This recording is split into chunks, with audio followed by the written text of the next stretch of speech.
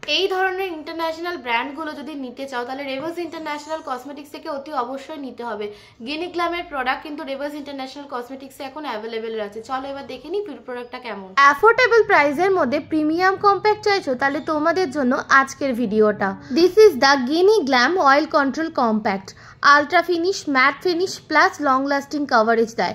এটা কিন্তু oily, combination, normal সব স্কিনের জন্যই উপযোগী। স্পেশালি যারা কিন্তু টি-জোনে প্রচণ্ড পরিমাণে অয়েল সিক্রেশনের সমস্যায় ভোগে তাদের জন্য, কারণ এটা ভীষণই স্মুথ এবং ম্যাট ফিনিশ দেয় এবং পোরকে ব্লারিং এফেক্ট দেয়, স্কিনকে দেয় ন্যাচারাল সফট ফিল্টার লুক।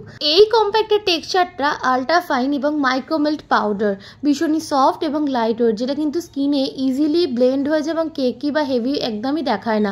কভারেজটা হচ্ছে light to medium build up coverage, daily natural makeup look বা ফুল গ্ল্যাম লুক দুটোতেই কিন্তু ব্যবহার করতে পারবে।